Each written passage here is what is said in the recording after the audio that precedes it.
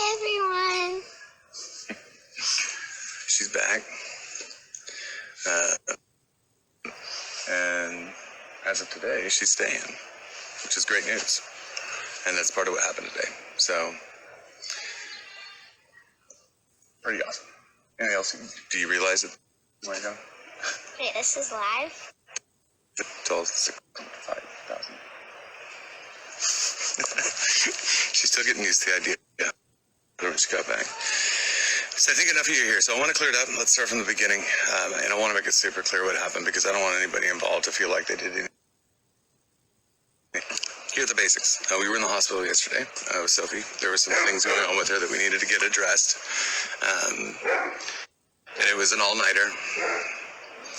Come this morning, there was a hearing. It's like a closed conference hearing that went on, which I don't like closed conference hearings. I don't know why those are happening again. But when it was done, oh, you coming with? When it was done, I decided to go down because I wanted to get Jamie Graham on the phone with my wife, Courtney. And we're talking, and 7 units showed up. 7 Guadalupe County Sheriff's Office units show up, and a Seguin police officer show up. And 3 of the deputies walked over to me, and they said, at first I was like, oh, what's going on here? This feels weird. But then all of a sudden they said, look, we've gotten a call from Kelly. She's on her way with armed security to take all the kids. The problem with that is that we had just been told after the court hearing that Sophie would be staying with us and that the boys would need to return. And so whatever was said caused enough alarm that we stood back baffled. I went up to the room, back to check on Sophie. And Courtney, of course, let her sister Ashley know. And Ashley decided to get a hold of Cherish, and Cherish was going to let somebody know, and she let somebody who's near and dear to my heart, Crystal, know what was going on, who, because of concern, nothing more than concern, alerted Anna. And of course, Anna, if you guys know her, and she goes super hard, and she sounded the sirens as her spirit is. It's a beautiful thing. And unfortunately, in this situation, we weren't quite ready. We didn't quite know what was going on. And of course, the lawyers are involved, and they're like, hey, whoa, what's going on? You got like an armed militia coming up here, which is just a testament to Anna. And we hadn't evaluated the situation. Fast forward to now, we think it might have been a play. So I'm not sure, but being as we were warned that they were coming, armed, I can see why that would cause a lot of concern. Certainly, it's for somebody like Anna who's been there since the beginning. She's been out there. She's been beating the streets. She's been pure champion. It left things in an odd spot for her, and for that I want to apologize because certainly that was never the intention.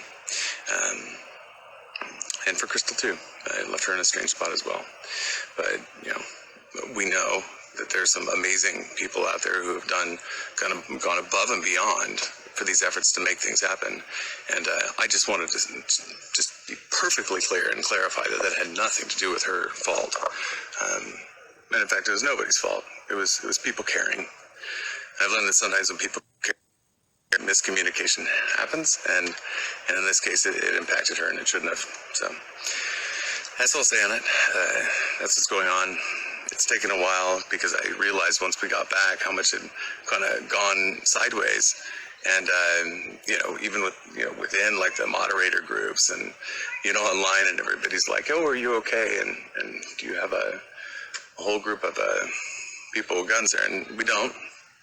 The kids are safe. We decided that the boys should stay, so the boys are here too, because I absolutely find no logic in deciding that one child should be staying and yet the other one should return in the hands of somebody that may abuse them. That makes no sense to me. And so, since I received no clarification, there wasn't an open court hearing, We're at a place now where I'm requesting that we have that clarified further, because we know that there are problems, and so there is going to be more hearings, just to try to clarify it. Tell you what, if you've ever been through a situation where you're going through a custody battle, this stuff can get pretty tense pretty fast. So, and it has certainly been that way in this case. All right, get good connection. I got bad connection. Should we go? We'll go back. Come on, Soph. I see if we can get a question. Can you recap on court this morning? Okay. Yeah. So, court was it was another closed session. I actually didn't get to go in and be a part of it, so I didn't hear of anything that had happened until after it was already done. And by the time I got the call, the decision was made that Sophie would be staying with us, and that the judge decided that the boys would return, which is completely illogical to me. So, about 15 minutes later, I went down because of the whole COVID thing. Somebody has to wait outside and somebody's inside. So I went down to see Courtney so that we could chat with our lawyer. And as we were sitting there on the call, 7 different units from Guadalupe County showed up. And 3 of the deputies came over and they told us that a call that she was coming with armed security to get all of the kids. And of course, this just came right in. Yeah, that's what she said. And we're like, wait a minute, this is what was just shared after the hearing or the conference, and we don't understand why she would be coming to get everybody unless there was another motive. And so I went back up. Courtney mentioned it to her sister, which mentioned it to a person in the group, Cherish, and then it got to a person that we work with really closely, Crystal, and Crystal came in through Anna. That's how she first heard about it, and so she let her know to raise the sirens and let everybody know that there could be a problem. And boy, did she ever! And she, and look, again, I'm going to say it came from a place of care. I truly believe that. I think that there's no question that she has been out there all the time raising awareness about this issue, and as a result, and as a result of all the efforts that everybody put in, but Anna specifically, she's really done a ton. So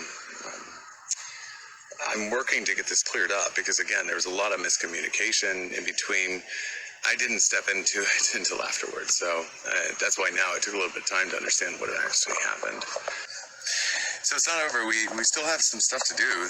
There is going to be a hearing on Wednesday, because I made the decision that at this point the boys should be staying here with us as well.